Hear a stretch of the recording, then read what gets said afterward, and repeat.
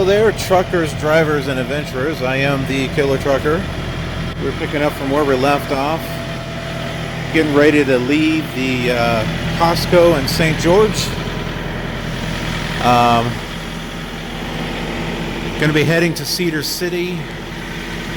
They want a clean trailer, so I'm going to go to a rest stop along the way. Hopefully there's one on the way. And we'll stop and we'll get this thing swept up. We're here at the rest stop just before we get to Cedar City. And I'll take just a short break and we'll go ahead. Right now I logged off, but when we go to clean the trailer, I'll be going on duty, not driving, because hey, if I'm required to clean that trailer, I don't consider that off duty. I consider that on duty. And like I said before, whether I'm off duty or on duty, it's not going to matter. It's going to count towards the 14-hour clock anyway. And I'm sure not going to be spending my 30-minute break cleaning the trailer. No, I intend to take my 30-minute break for me, especially after what happened yesterday. Anyway, I'll probably have a spot where I'm not going to grow any hair. I don't know. Can you all see back here or not? It was in this area here. The swelling went down, so it wasn't too bad. I guess that's a good thing. But yeah.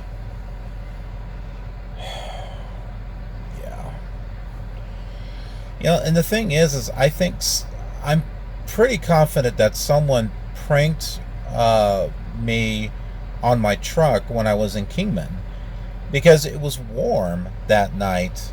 And so I turned on the air conditioner to cool it off, and then I shut the air conditioner off, and it was fine. The next morning, when I did my pre-trip, I noticed that there was a cap off, and I didn't know what it was, and I wasn't sure if I should put it back on. I thought it was odd. I don't remember seeing it that way. It could have been like an air release or something, but it was, you know. Later on that day, when I needed to have air, it was blowing hot air.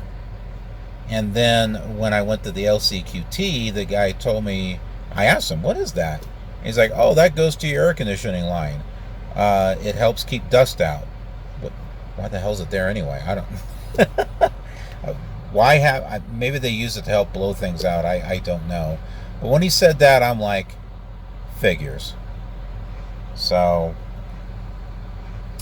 my driver leader says that I can take it to the shop in Harupa Valley because our load's going to be taking us in that direction. And after my mentor had his truck, granted, he probably had stuff that had to be done with it, but I think it took him 3 to 4 weeks before he got his truck back. No, I'm not going to go through that. I'll ask him and see how long it will take. Hopefully it won't take long. But if it's going to be something, well, we're not going to be able to get to it for, a couple of weeks or something, but here's a loaner. Now, you keep your loaner. I'm not going to move all my stuff into another truck and then have to move it all back. No. Because, see, this fridge down here is not easy to get in here, okay? So, no, I'll just suffer until I can get somewhere that can, that can do it better. But hopefully it won't be that way. Well, it sure looks nice in this area, that's for sure. I figure I'm going to use the facilities here before I start cleaning this truck. I wish I would have remembered to get a broom when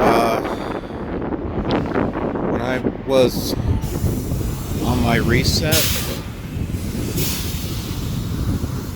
That would have been really helpful. well. Hopefully I'll figure it out the next time.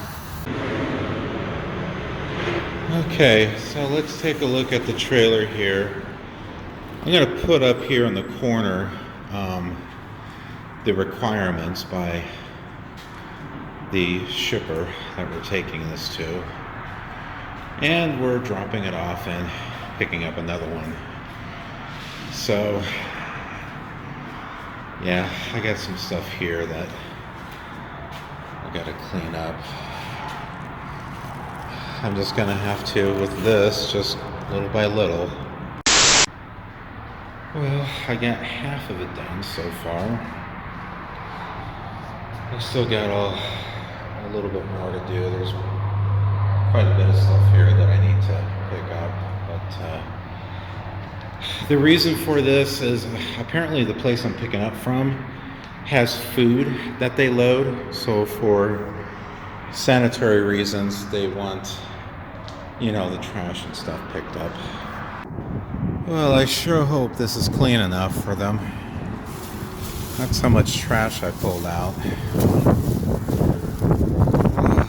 guess we'll find out in a little bit. I found it. It was in there. I knew it couldn't have gone very far. Alright, so I'll go ahead and place this back up here.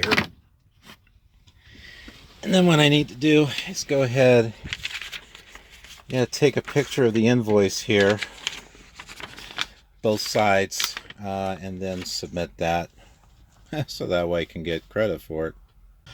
Okay, still got a little bit more work to do here. I'm going to start filling out the information for the next load on the trip book here. If you don't have one of these, I highly recommend that you do get one. I've been finding that this is very, very useful, because whenever I need to fill up macros, all the information I need is here to fill it out. Well, I do have to add a few things like the number of pieces, the plate number, stuff like that. But I can also take this book in with me whenever I go to pick up an order or go deliver an order. So I have everything right here. I don't have to sit there and try to decipher it from the thing. So like, for example, the origin information right here and then the destination information right here. So I'll take that information and I'll fill it out here in this book, and then it's all ready to go. If I ever have to do a macro 22, there's a spot on here I can put in the date and the time. One thing that I haven't done is write down when I was paid for it. So I'll have to go through my check stubs because it'll show on there. But this will allow me to keep track of everything that I've been doing, the miles, whether I was paid for it or not, etc. So that's why I really think this is a good idea to get. And being someone who's worked in a customer service environment for many, many years and other positions, like tech support and stuff, I've had to account for my time. So sometimes I had to log out of the phones to do this, that, or whatnot. And there were different codes that you had to use depending upon what you were doing.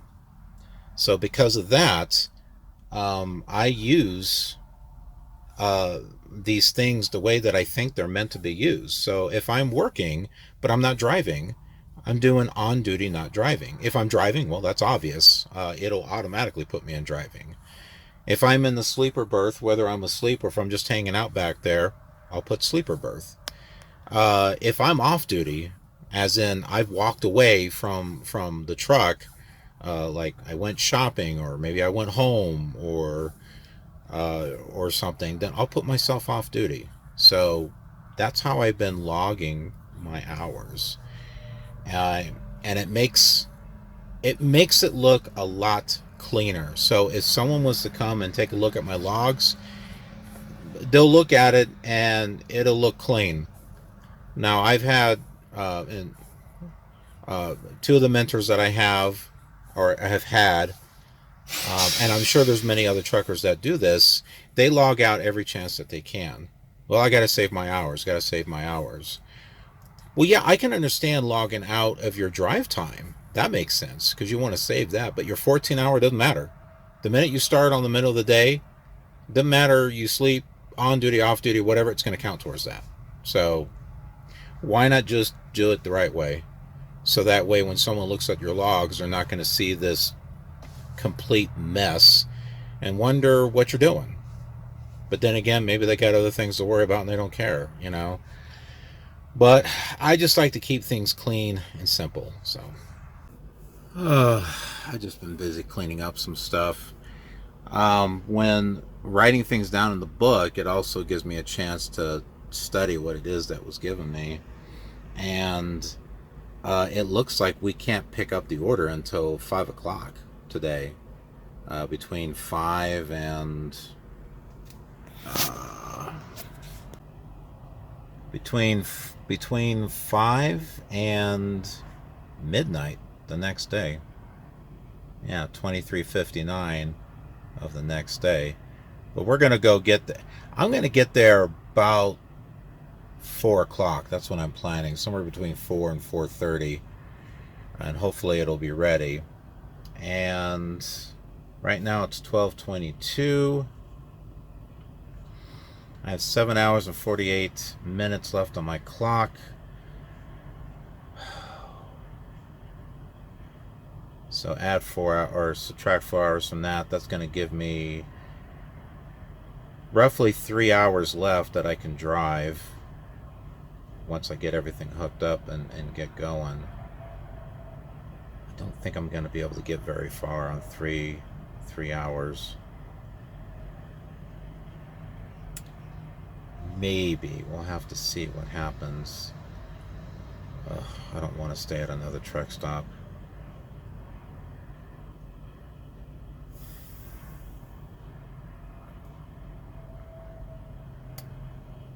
Well, yeah, I guess we'll just see what happens. Okay, been doing some calculations here. So we'll pick up the load between 4 and 5. Then what I'm going to do is I'm going to drive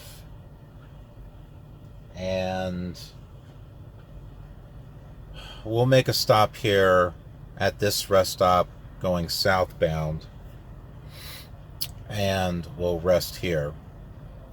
Get started early in the morning, and the total trip is, so that's why it's nice to have it written on here. It's 415 miles. Now, if we take 400, divide that by 50, average of 50 miles per hour, that's 8. Add a couple hours for traffic, that's 10. So I can get a lot of driving done tomorrow, and tomorrow is the 20th. Okay, this is not due until the 10 o'clock in the evening on the 21st. And yeah, it's a live unload. So yeah, there's going to be plenty of time to drive on that day too. And I'll see if there's like a truck stop or something that's near Lancaster for the next load, or rest stop preferably. That way I don't have to go too far to get there. But yeah, and then there's another load after that that's going from Redwood, California to Buckeye, Arizona. So we're going all the way around again. But I left my van at the Phoenix area. Plus, when I get there, I can have them look at the air conditioner. It'll probably go a lot quicker. if I take it to the Phoenix one, because they're a lot bigger. But so far it looks like that's the plan. Stan, the man, because he can. The challenge of editing sometimes. This is the one with the trailer issue that I have back in Salt Lake City. The whole thing was actually rendered and done, but then like the last 10 or 12 minutes or so had no sound. Although here on this editing program, the HD Movie Maker Pro, it was fine, but for some reason it didn't render with sound. So, and this has happened to me before, so what I've done is I'll render like the parts separately that had the sound, and then I'll go and I'll render the part that didn't have the sound separately, because then that will render correctly, and then I'll put the two together and render that. So challenges. I have the air thing going on. What I had done earlier is I put in cold water, and also the instructions on this say to soak the filter and put it in the freezer, and I did that too. And it's not too bad. Not too bad. Not as good as an actual air conditioner, but it works. And I had it on last night, and it helped really cool the area along with fans. Oh, my neck.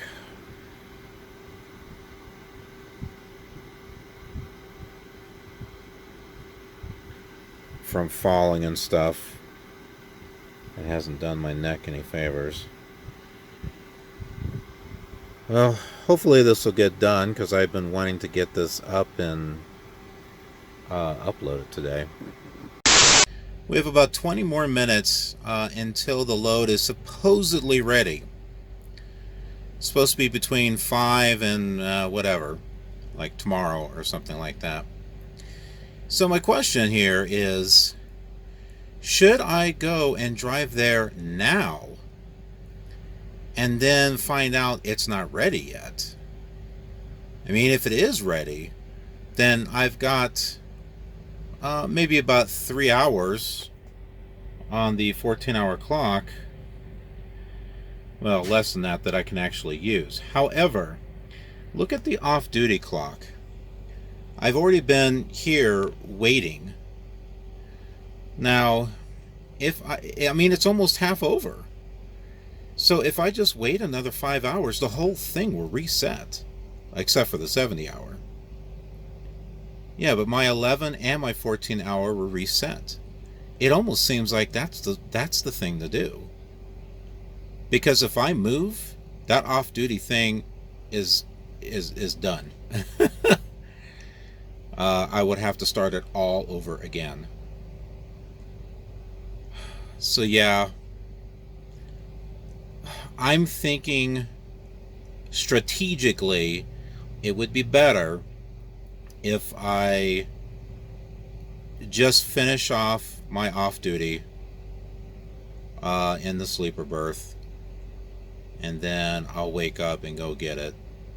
So I know this is kind of a bit of a funny little situation. I think most would probably just go run and get it, but there's been times where, you know, we've gone to go get something, at least with my mentor, and it wasn't ready, or, oh, you're early, you know, and then we had to sit there and wait for a few hours. Yeah.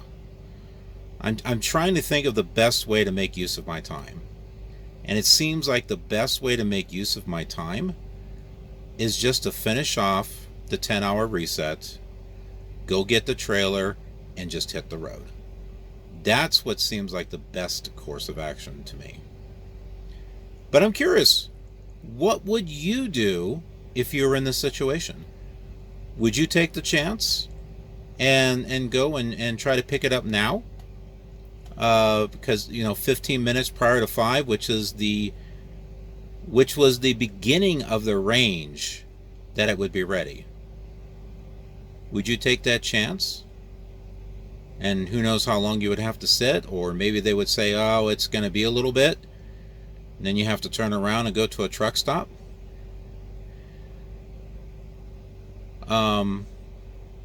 Or would you just go ahead and finish off your 10-hour reset? Because like in the next 5.5 hours, they better have it ready. And then once you get it hooked up, get going. I don't know. It's a thought that I have, and considering that I hit my head and my neck is hurting and stuff, I'm thinking that maybe it's best if I just lay down. I did lay down for a little bit while videos were rendering and stuff, but and it's hard to lay down on a pillow because the back of my head just hurts. Yeah, anyway, so I think that's what I'm going to do. I've got a little bit of a headache. I'm just going to go ahead and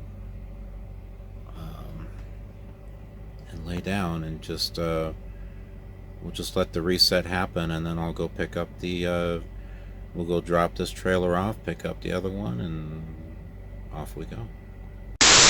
Good morning. I think back of my head hurts. My neck hurts too. I don't know if I'm gonna need to get a neck brace or what, but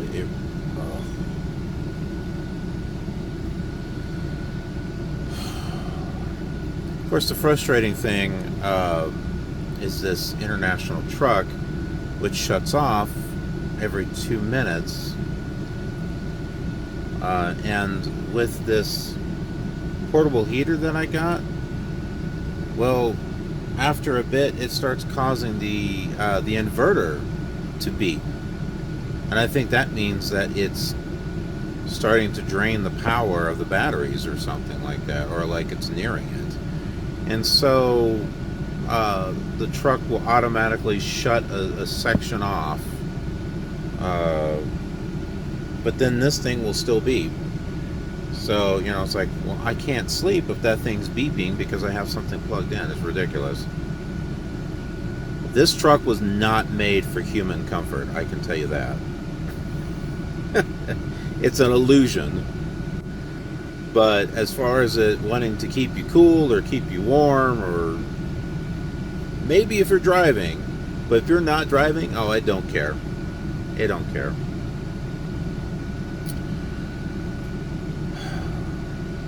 I think what I need is a generator. They've got like these battery powered generators, or battery powered / solar powered generators. If I get something like 2000, well, this heater here is like 750, or it can also be like 1500 watts, maybe like a 4000 watts generator that is battery powered, and you can actually hook that up to the DC outlet, so I could have that charging while I'm driving, and then I can plug stuff into that, like a portable heater or something, and it can just go. I don't have to worry about it being shut off because the truck is like, you're draining too much power from my battery, man. Yeah, crazy. The things you need to do to survive in the wilderness.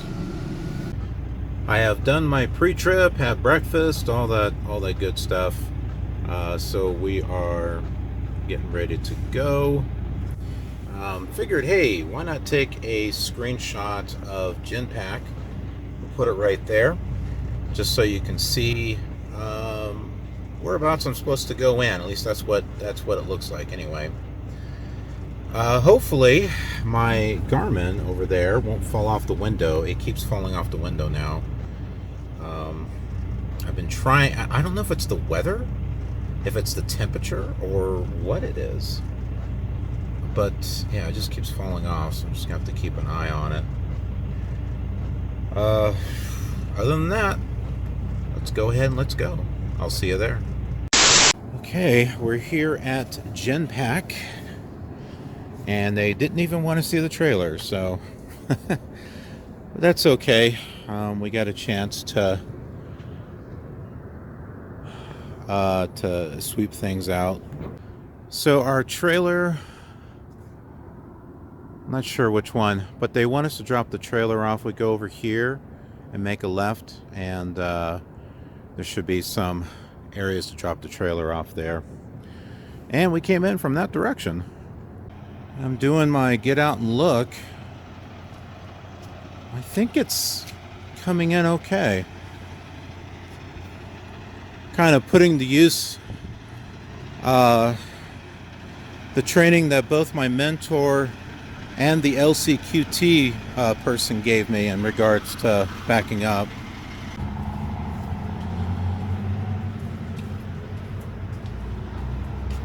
Maybe about 3 more feet and that should do it. Again, I'm not perfectly centered in the spot, but I am within the lines and a lot more straight this time. Remember, folks, for step 1, double check and make sure this release arm is out. It didn't come out this time.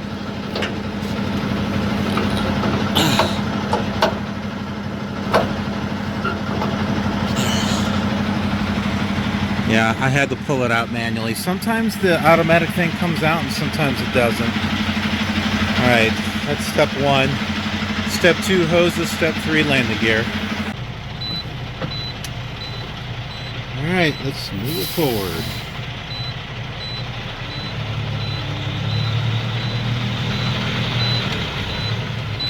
Of course, put in the brakes, stupid. Does anyone else have that problem? You forget to push in the dang brake. I'll make sure it's not me.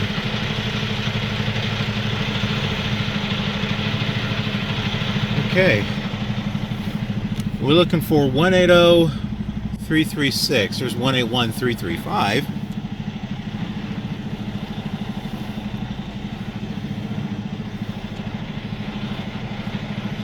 I think there are any other Swift trailers over there. And it might, these might be the empty ones, so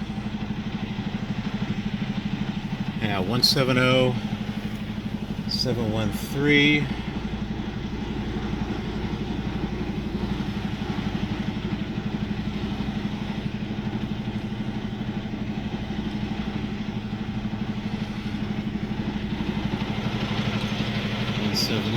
There it is, 180-336.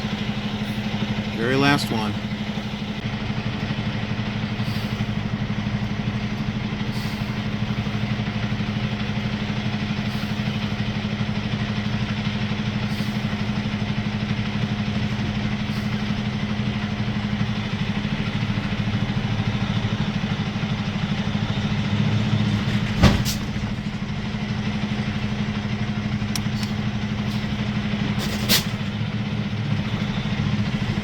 Oh, that didn't hook up.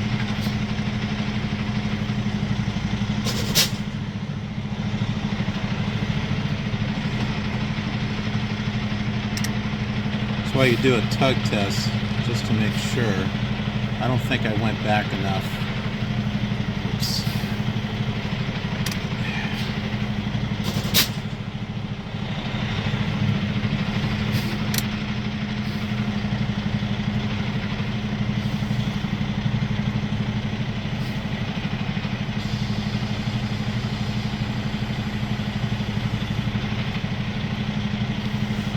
Goodness, why does it look like every time I back this? Yeah. It's like it's never straight or something.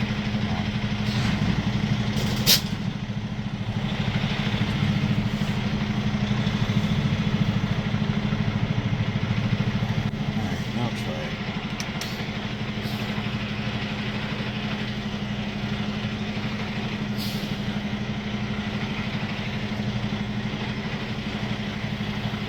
They keep coming in at an angle, and I don't understand why.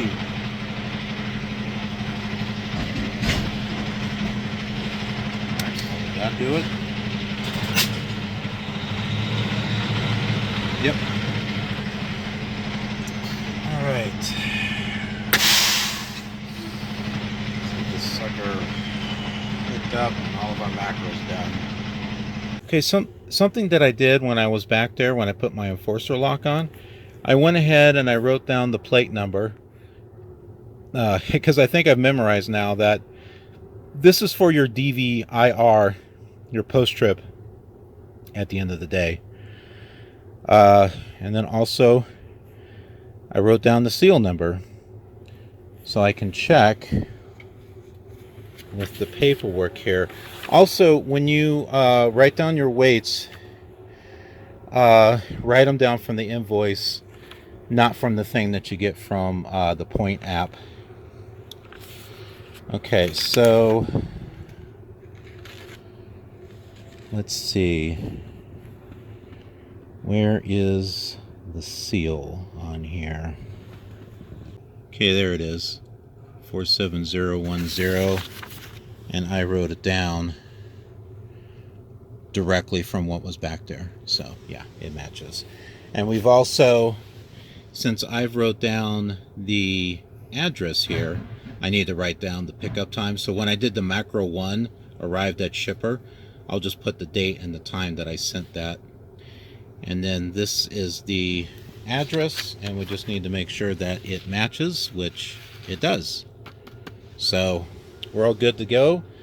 I'll go ahead and get everything hooked up. Plus I got to move the tandems to the 40-foot mark because we're going to California. Okay, so I didn't slide the tandems yet, and the reason why is because they're slid further forward than the 40-foot mark. And if you look, we're in a very, very tight spot here as far as turning. So we're going to have to make a right and then make a left and then out. And so with the tandems being slid even further to the forward, it's going to make it easier to turn. So I'm going to do that, and then we'll go to the first rest stop, and then I'll set the tandems there to the 40-foot mark. But let's take advantage of where the tandems are now so we can easily get out of here without running over the curb. Okay, that was interesting. So I tried to make that left turn. It wouldn't have worked. I had to make a right turn, go all the way to the end like it did when I started off, and pull in to the left, try to straighten it up, put it at an angle to back around at a 90, and then pull out straight like I am now. And since I am straight, I just went ahead and fixed the tandems now so we don't have to stop at a rest stop to do it. So that's it. Let's go ahead and get going, and I will see you when I take a break. Well, guess where we are. We've been here before. This is the Valley Wells rest stop area. Can always check out the video that I did from St. George to Jurupa Valley. That's got a point of view drive all the way. So that's why I'm not doing any point of view drives on this one, because, well, we've pretty much already done it. But yep, so I've only got about an hour and a half left to get to Barstow, California, to our fuel stop. But I've already been driving. How many hours have I driven so far? 4 hours and 27 minutes, almost 4.5 hours. So this is a good place just to walk around, stretch, take my 30-minute break, and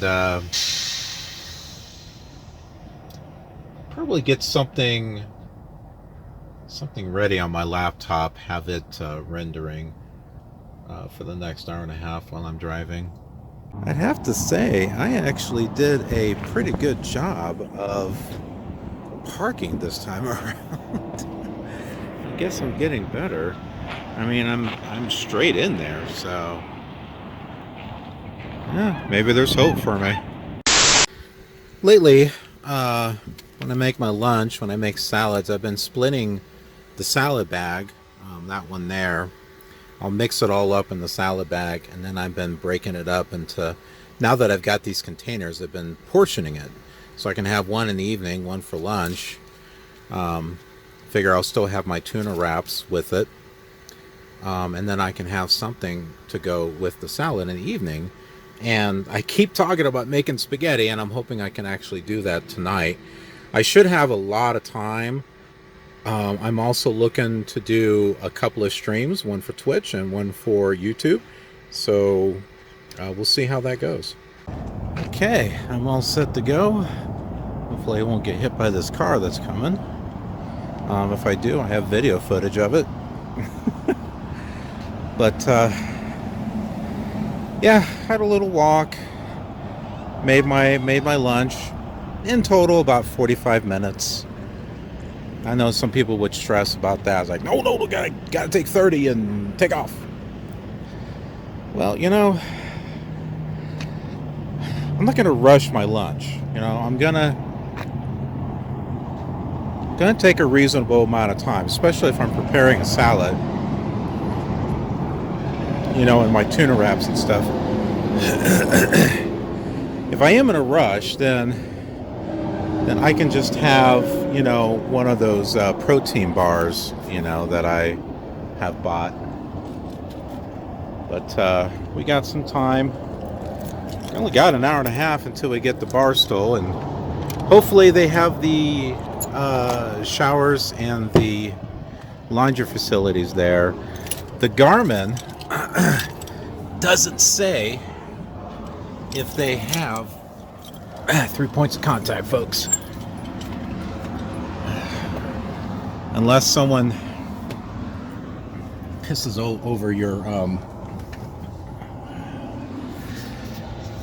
truck, then you might have a little bit of a problem. But my Garmin, it doesn't show the Flying J as having those facilities. But hopefully it's inaccurate. So anyways, let's get going. I'll meet you there at the Flying J. We are here at our fuel stop. Forward air. Forward. Swift. Swift refrigerated. It's only 99 cents. The Time Savers. Ooh, that sounds like a good name for a movie or series. The Time Savers. Coming soon to a theater near you. Alright, well, let's go fill her up.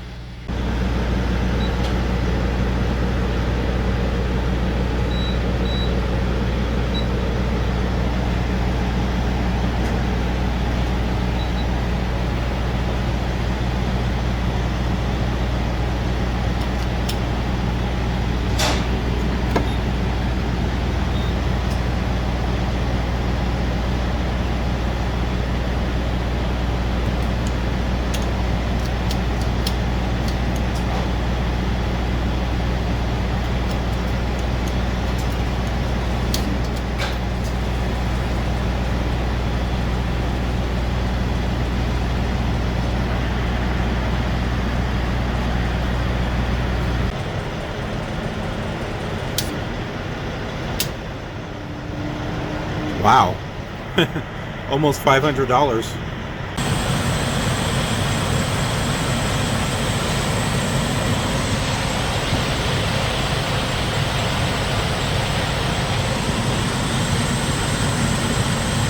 I think this was like halfway down.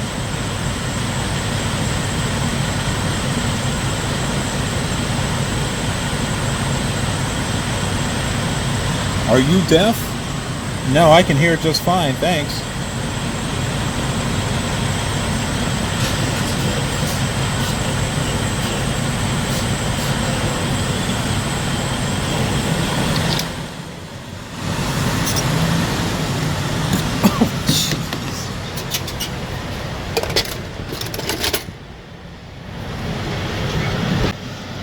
Thought I lost that. my wonderful cap with a chain that doesn't stay on.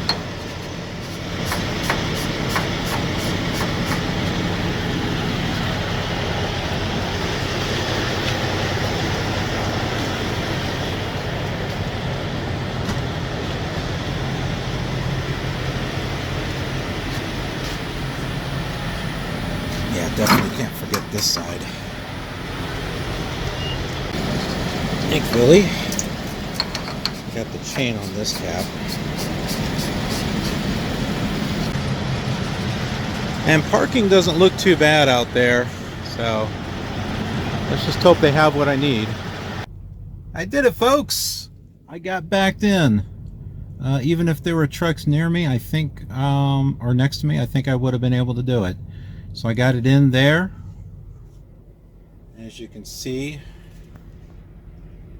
I got it in between the line there. So I had to pull up a few times, but on the last pull up I was able to get the tractor and trailer straightened out like perfectly, and then just do a straight back. So that worked out well. And there's a lot of space here, which is nice. Those are pull-through spots that are reserved. So you have to pay for those. But now there's plenty of spots here, so I was able to back in the one, no problem. And if by chance that I needed to pull through, I could have just pulled through on one and just went and paid for it. So no big deal. And I checked the facilities. They do have showers. They do have a laundromat. Yay! So this is where I'm going to be hanging out until I have to deliver the load tomorrow. Oh my goodness, it's hot. I wish the air conditioner was working.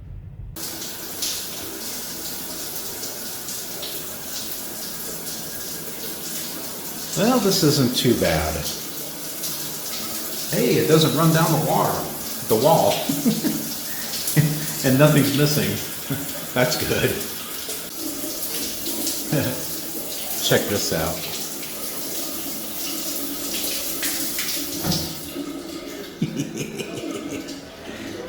Ooh, that's cool. Well, I don't know about you, but I feel a lot better. A lot better. I feel like I could do at least a couple of streams tonight. Yeah. And maybe one or two tomorrow morning. Definitely got time, and it's been a while. So, I'm excited.